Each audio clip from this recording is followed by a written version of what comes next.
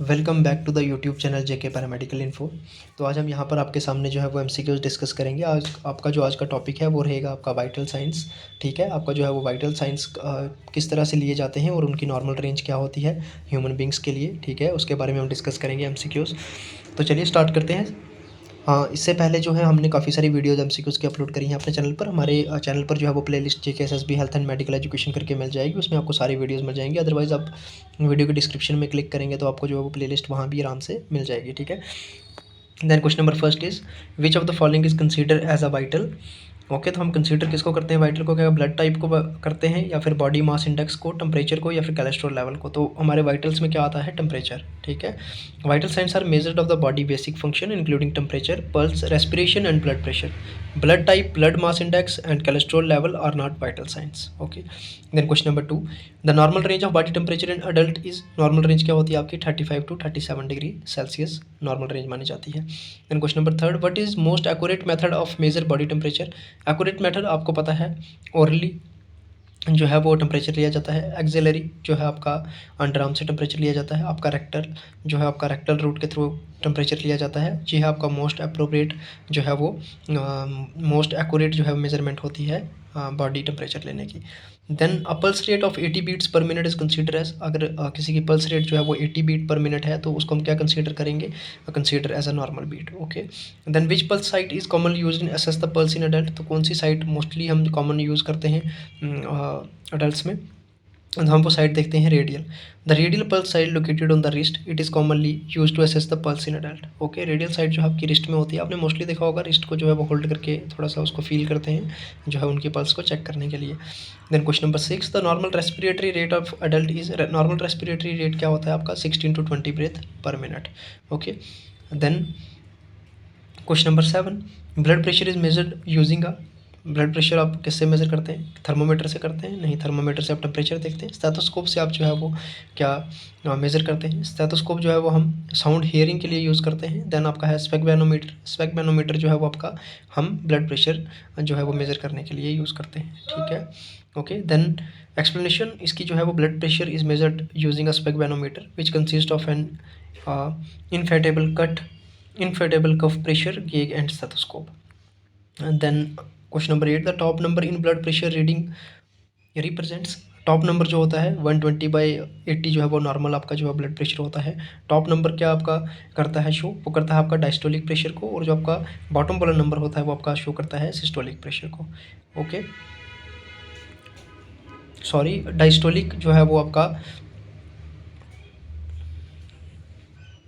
आपका जो है 120/80 होता है आपका। ठीक है, तो आपका जो है इसको हम सिस्टोलिक ब्लड प्रेशर बोलते हैं, इसको हम डायस्टोलिक ब्लड प्रेशर बोलते हैं। एक होता है कंट्रैक्शन ऑफ द हार्ट, एक होता है आपका रिलैक्सेशन ऑफ द हार्ट। ठीक है, देन आपका question number 9, a blood pressure reading of 120 mmHg is consider as a normal blood pressure. Then the pain scale commonly use for assess the pain intensity is. हम कौन सा scale use करते हैं, हम school pen को measure करने के लिए, उसमें जो है वो आपके फेसेस बने होते हैं पेन के। ठीक है, आपने जो है वो पेशेंट असेसमेंट अगर चार्ट देखा हो कि किसी ने, तो उसमें जो है वो एक आपका स्केल बना रहता है जिसमें कि स्माइली वाले इमोजीज बने रहते हैं। ठीक है, जिसमें कि आपका फेसेस के रिएक्शन दिए होते हैं जिससे हम पेन मैनेजमेंट करते हैं फेस देखकर। Wong Baker scale face pain rating scale. Okay, Wong Baker scale rating is commonly use to assess pain intensity specially in the paediatric patients. And then when assessing the level of consciousness which score indicate the full awake and alert individual। तो 15 जो है आपका, आपने Glasgow coma scale पढ़ा होगा। ठीक है, Glasgow coma scale जिसमें कि हम कॉन्शियसनेस चेक करते हैं पेशेंट की। ठीक है, तो उसमें क्या है आपका 15 नंबर जो है वो आपका हाईएस्ट स्कोर माना जाता है और लोएस्ट नंबर इसका 3 माना जाता है। ठीक है, the highest score in Glasgow coma scale is use to assess the level of consciousness is 15 which indicate fully awake and alert individual. Question number 12, which of the following is not a component of Glasgow coma scale. Eye opening, motor response, verbal response, heart rate. Then जो है आपका आई opening, उसके बाद में आपका जो है वो मोटर रिस्पॉन्स, देन आपका वर्बल रिस्पॉन्स, ये तीनों आपके ग्लास्कोकोमा स्केल के एक पार्ट है। बट जो आपका हार्ट रेट है ये आपका कंसीडर नहीं होता ग्लास्कोकोमा स्केल के अंडर। वीडियो प्रभाव भी बनाता हूँ ना, इसके अपलोड पता है कब करनी पड़ती, शाम को बाहर निकल के। इधर इधर इधर मैंने एक दिन गलती से बैठे बैठे इधर अपलोड की, छत पे दौड़ा, छत पे जाके की वीडियो 144p पे अपलोड हुई और उसकी क्वालिटी इंप्रूव भी ना हो, मतलब 100 उसने क्वालिटी खुद रिड्यूस करके उसकी 144p कर दी। नहीं तो अपलोडिंग टाइम पे तो नहीं अपलोड और then question number 13, the term bradypnea refers to, bradypnea refers क्या करता है आपका, ब्रेडिपिनिया टर्म है जो आपकी स्लो ब्रेथ, ठीक है, slow breathing, bradypnea refers to the abnormal slow breathing, okay. Then question number 14, which of the following factor can affect body temperature, तो कौन सा फैक्टर जो है वो बॉडी टेम्परेचर को इफेक्ट करता है, क्या वो age, physical activity, hormonal change, all of above. The right answer is all of the above. Body temperature can affect by age, physical activity, hormonal change and other factors. Question number 15, what is the normal range for oxygen saturation SpO2 in healthy individuals, तो normal क्या होनी चाहिए आपकी SpO2, ठीक है, जो आपकी oxygen की सैचुरेशन वो होनी चाहिए आपकी 95 से अबव, यानी 95 to 100% होनी चाहिए। The normal range of oxygen saturation SpO2 in healthy individual is typically 95 to 100. Then question number 16, which of the following is a not a method of measuring oxygen saturation, ठीक है, pulse oximeter से आप कर सकते हैं, आर्टियल blood gas जिसको ABG बोलते हैं हम एनालिसिस, उससे, देन को ऑक्सीमीटरी, इन तीनों से जो है आप ऑक्सीजन सैचुरेशन जो है मेज़र कर सकते हो, बट कैपेनोग्राफी से आप मेज़र नहीं कर सकते। Capnography is not a method of measuring oxygen saturation, it measure the concentration of carbon dioxide in exhaled breath, ठीक है। कैपेनोग्राफी जो होती है आपकी एक्सेल जो कार्बन डाइऑक्साइड होती है उसको मेजर करने के लिए आपकी की जाती है। Then question number 17, which vital sign is consider a fifth vital sign, कौन से वाइटल साइन को हम फिफ्थ वाइटल साइन कंसीडर करते हैं, तो आपके जो हम पेन को जो है वो फिफ्थ वाइटल साइन कंसीडर करते हैं, because it is an important indicator of the patient overall wellbeing. Then question number 18, the term hypertension refers to, term क्या करती है आपके हाइपरटेंशन, हाई ब्लड प्रेशर को, ठीक है। देन है question number 19, a pulse pressure of 40 mmHg indicates, क्या करती है आपकी normal cardiac output. Then pulse pressure is different between the systolic and diastolic pressure readings, the pulse pressure of 40 mmHg indicates normal cardiac output. Then the term diaphoresis refer to, diaphoresis जो term है वो क्या refer करती है, excessive जो है आपका sweating, वो आपकी रेफर करती है टर्म किसको, डायाफोरेसिस रेफर टू है excessive sweating.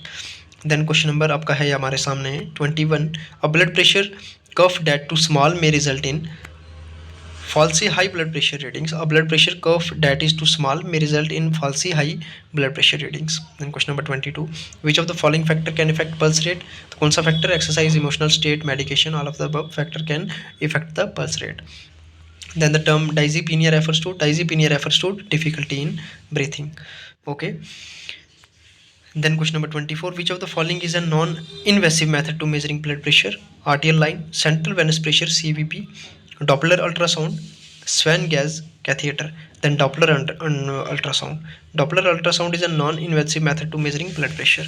Then question number 25, the term orthostatic hypotension refers to low blood pressure when standing up, okay.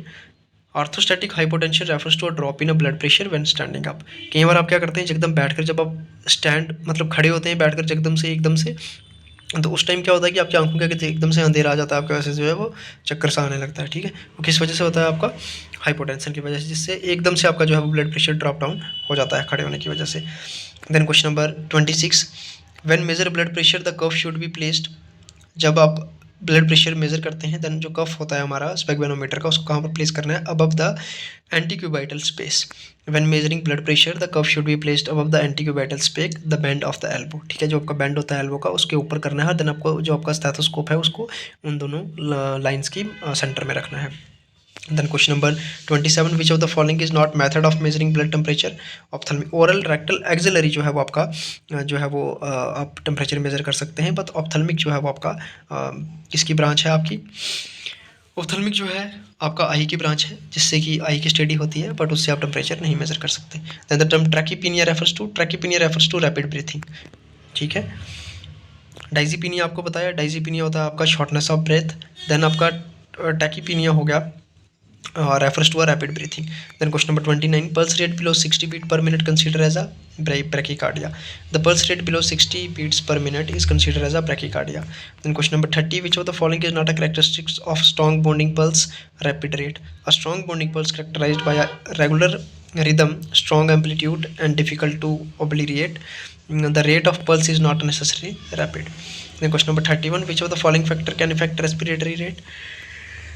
The right answer is all of the above. Respiratory rate can be affected by such factors such as pain, fever, medication and other factors. Then question number 32, the term accessulation refers to listening for abnormal sounds. Accessulation refers to an act of listening for abnormal sounds such as heart rate, sound as a breath sound. Then question number 33, the normal range for blood pressure in adults. Normal range क्या है? 90 into 140 mmHg systolic and 60 into 90 mmHg diastolic. Okay, then question number 34, the term hyperthermia refers to. Hyperthermia क्या refer करता है आपका, क्या term है ये आपकी? High blood pressure.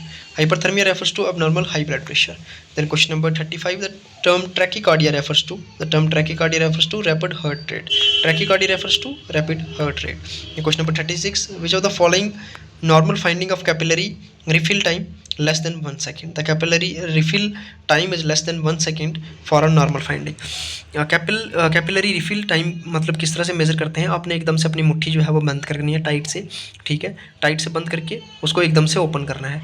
जो आपको वाइटनिंग है हैंड की वो रेडनेस में विद इन 1 सेकेंड अगर फिलअप हो जाती है देन उसको क्या करते हैं आप, उसको गुड माना जाता है, उसको नॉर्मल बोला जाता है, ठीक है. अगर विद इन 1 सेकेंड नहीं फील होता, उसको टाइम लगता है, जो आपकी वाइटनेस है हैंड की, अब मुट्ठी बंद कीजिए सीधे हाथ से, उसको हाथ को एकदम से खोलिए, ठीक है, ओपन करिए, वाइटनेस जो है वो एकदम रेडनेस में बदलेगी अगर within 1 second, then your capillaries will be okay and normal finding. But if it takes time then they are abnormal. Okay, then the term dysrhythmia refers to irregular heart rate. Okay, dysrhythmia refers to irregular heart rhythm. Then the term apnea refers to a absence of breathing. Apnea refers to temporary absence of breathing. Question number 39, which of the following is not a site for measuring pulse? Radial, carotid, femoral. These are the sites of measuring pulse, but epigastric is not a site of measuring pulse. Okay, then question number 40, which of the following factor can affect blood pressure? Then blood type, age, gender, race can have some influence on blood pressure. Then question number 41, the term brachycardia refers to slow heart rate. Brachycardia refers to slow heart rate. The term hypotension refers to low blood pressure. Then which of the following is not a method of measuring respiratory rate? Measuring oxygen saturation. Okay, measuring oxygen saturation is not a direct method of measuring respiratory rate. It provides information on oxygen level in blood. The term cyanosis refers to blue discoloration of skin. Cyanosis refers to a bluish discoloration of skin, typically due to decreased oxygen in blood. Then question number 45, a blood pressure reading of 140 into 90 mmHg is considered as hypertension. The blood pressure readings of 140 90 mmHg considered as a hypertension. ठीक है, 80 से अगर अब हो जाता है आपका जो है आपका डायस्टोलिक ब्लड प्रेशर देखा जाता है, अगर वो आपका हाई होता है तो that means considered to as a hypertension. The term hyperventilation refers to rapid breathing. Hyperventilation refers to abnormal rapid breathing. Then question number 47, which of the following is a non-invasive method to measure temperature? Temporal artery thermometer is the right answer. Then question number 48, the term febrile refers to having a fever. Febrile refers to a state of having a fever. Question number 49, a respiratory rate below 12 breath per minute considered as a bradypnea. The respiratory rate below 12 breath per minute is considered as a bradypnea. Question number 50, the term acial pulse refers to pulse rate measured at the apex of the heart. Okay, तो ये थे आपके most important 50 questions on the vital science. Hope आपको video पसंद आई होगी. हमारे साथ पहली बार जुड़ रहे हैं, चैनल को सब्सक्राइब कर लें, बेल आइकन कॉल पर सेट कर लेंगे, लेटेस्ट अपडेट आप लोगों को मिलते रहेंगे. Thank you so much.